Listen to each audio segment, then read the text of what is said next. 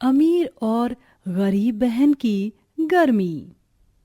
Saturday Saturday कर दी रहंदी कुड़ी, सैटरडे सैटरडे कर दी रहंदी कुड़ी, सैटरडे सैटरडे कर दी रहंदी कुड़ी, सैटरडे सैटरडे। नितारा अपने कानों में हेडफोन लगाए जोर जोर से गाना सुन रही होती है। तभी उसकी छोटी बहन एक हाथों में झाड़ू और दूसरे में बाल्टी और पोछा लिए आती है और दोनों की टक्कर हो जाती है। नितारा के कपड़े पर गलती से थोड़ा सा पानी गिर जाता है और वो नखरे चालू कर देती है। ओ माय गॉश, तुम्हारी प्रॉब्लम क्या है प्रतीक्षा? जब देखो मुझसे टकराने का शौक लिए रहती हो। दीदी, मैं जानबूझकर नहीं टकराई, आपसे माँ ने कहा था सफाई करने को। OMG, you are too late Nitara. दीदी, आप कहीं जा रही हैं क्या?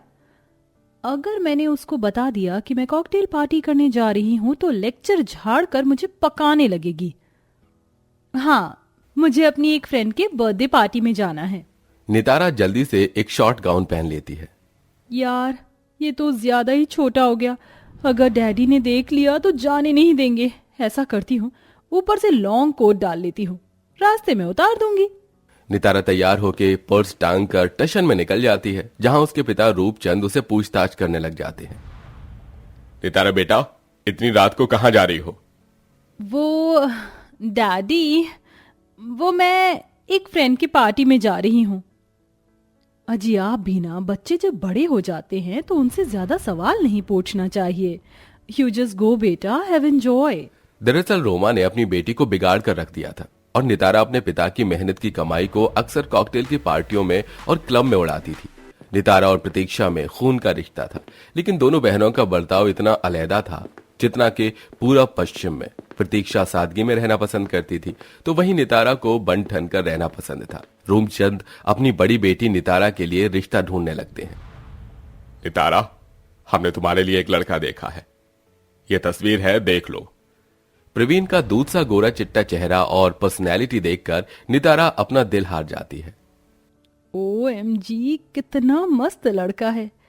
बट पापा, ये अमीर तो है ना? क्योंकि मैं अपनी सारी जिंदगी गरीबी में नहीं बिताना चाहती।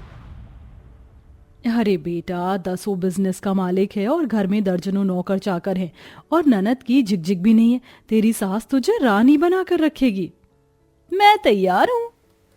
पहली बेटी की शादी में हर पिता की तरह रूपचंद दिल खोलकर खर्चा लगाते हैं और लाखों रुपए लगाकर बड़ी धूमधाम से बेटी की शादी कर देते हैं।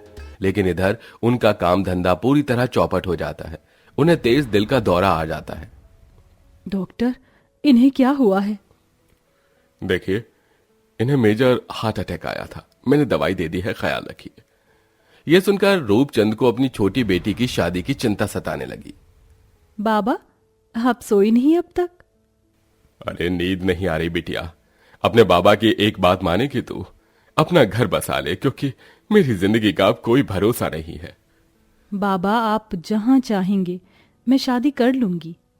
और गर्मियों के मौसम में प्रतीक्षा की शादी गरीब दीनदयाल के परिवार में नरेश से हो जाती है, जहां वो अपने ससुराल में आकर देखती है, जहां छत से एक पुराना सा पंखा लटका होता है और पूरा ससुराल गर्मी से बेहाल था। आओ बहू, हमारे इस छोटे से संसार में तुम्हारा स्वागत है। धन्यवाद माँ जी। दरवाजे पर दुल्हन बनकर खड़ी प्रतीक्षा ने एक नजर उठाकर देखा। उतने में एक कमरे में सिमटा हुआ ससुराल खत्म हो गया। पूरा घर गर्मी से जैसे किसी ज्वालामुखी जितना धधक रहा था। जैसे तैसे रात हुई और सब जमीन पर एक पंखे में लेट गई। सबके सो जाने के बाद नरेश ने प्रतीक्षा का हाथ हाथों में लेकर कहा, प्रतीक्षा जी? सब सो गए। देखो, मैं जानता हूं शादी के बाद नए जोड़े के लिए एक अलग कमरा होना चाहिए, मगर जो है यही एक छत है। और तुम तो जानते हो मैं ज्यादा पढ़ा लिखा भी नहीं हूं, इसलिए मजदूरी करता हूं। मैं तुम्हारे काबिल तो नहीं हूं। ऐसा क्यों कहते हैं जी? अब आपसे ही मेरा संसार शुरू है और आप पर ही खत्म है। इधर गरीब बहन अपनी छोटी सी गृहस्थी में बिना एसी कूलर में भी एक पल के लिए अपने चेहरे की मुस्कुराहट को मुरझाने नहीं देती, तो वहीं अमीर बहन अपने आलीशान ससुराल में गर्मियों में चांदी काट रही थी। उफ, आज कितनी ज्यादा बेतहाशा गर्मी हो रही है। इसके आगे AC भी फेल हो गया है। टेम्परेचर बढ़ा देती हूँ। आहा, अब जाके सुकून आया। शंकर, शंकर! जी बीबी जी। जाओ और जाकर मेरे लिए वाटरमेलन काट कर ले आओ। लाया बीबी जी। अमीर बहन के दिए ऑर्डर पर नौकर फ्रिज में से तरबूज काट कर उसे लाकर देता है। इसमें जरा भी टेस्ट नहीं है, मेरा मन भर गया। जाओ और मेरे लिए फ्रूट कस्टर्ड और हाँ पाइनएप्पल कस्टर्ड ले आओ। जी लाया बीबी जी। मेरे तो फुल मजे हैं, एसी की ठंडी ठंडी हवा खाने में और नौकरों को दौड़ाने में मजा आता है। जहां अमीर नितारा गर्मी में लग्जरी लाइफ जी रही थी, वहीं पैसे की कमी के चलते कई दिन गुजरने के बाद प्रतीक्षा के ससुराल में पहली रसोई होती है। इतने दिन तक बिना किसी शिकायत के अपने ससुराल में नमक रोटी खाकर ही रह रही थी। प्रणाम माँ जी। प्रणाम बाऊ जी। खूब खुश रहो बहू। बहू, मेरे पास इतने पैसे तो नहीं कि तेरी गरीब सास तेरे पहले रसोई की रस्म के लिए भर भर के राशन पानी मंगवा पाती। ये थोड़ा दूध, आटा, आलू मंगा दिया है। प्रतीक्षा उस थोड़े से ही राशन पानी को रसोई में लाकर एक सुशील गुणवान बहू की तरह उसे ढेर सारे पकवान जैसे कि खीर पूरी, हलवा, दम आलू, दूध बर्फी ये सब बना देती है। लेकिन गर्मी में उसका बुरा हाल हो जाता है। हे भगवान, ये गर्मी तो मेरे तन बदन में आग लगा रही है। थोड़ा पानी पी लेती हूँ। हे भगवान, मटके में तो एक बूंद पानी भी नहीं। सब खाना खाने बैठेंगे तो क्या पिएंगे? यहाँ पानी भरने का नलका कहाँ है? बेचारी पानी के बिना गर्मी से बेहाल इस गरीब बहन की हालत किसी प्यासी हांफती हुई हिरनी जैसी थी।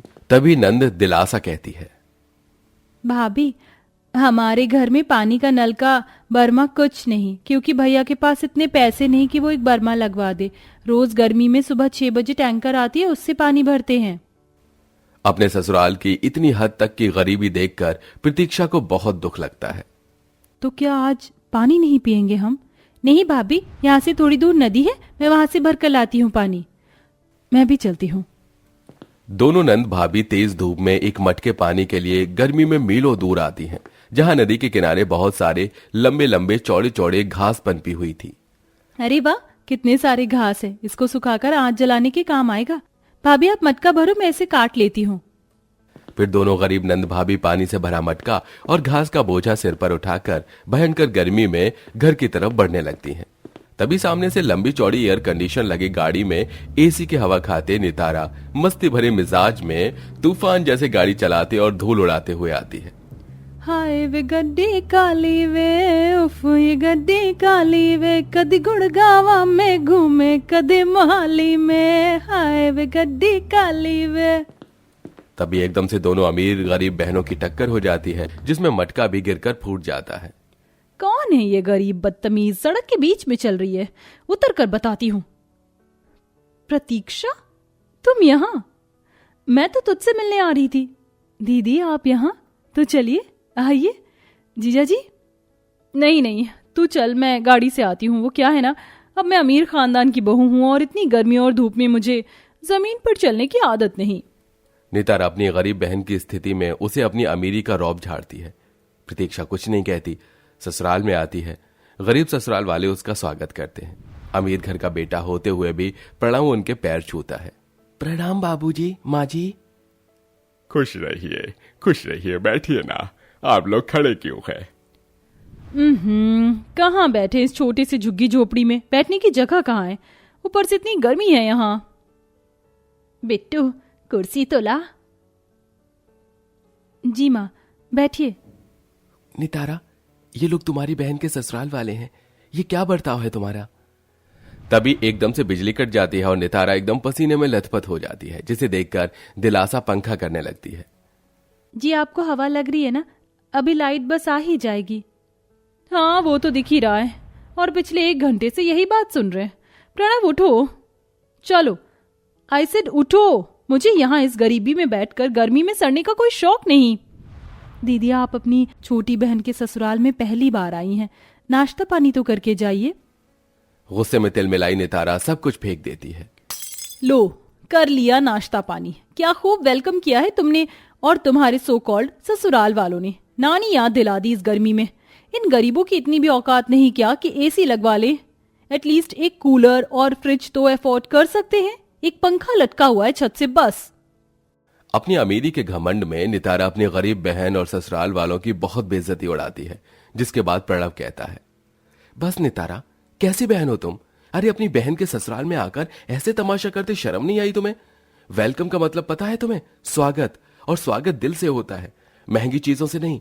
जब से हम आए हैं तुमने अपने ईगो के चक्कर में एक बार भी ये नहीं दिखा कि ये बेचारे लोग हमारी ही खातिर में लगे हुए हैं कि हमें कहां उठाएं बिठाएं, क्या अच्छा खिला पिला दें। अपने पति प्रणव की कड़वी बातें सुनकर उसे अपनी गलती का एहसास हो जाता है। आई एम सॉरी, आप सब मुझे माफ कर दीजिए प्लीज। मैंने जाने अनजाने में आप सबका कितना दिल दुखाया। प्रतीक्षा, मुझे माफ कर दे।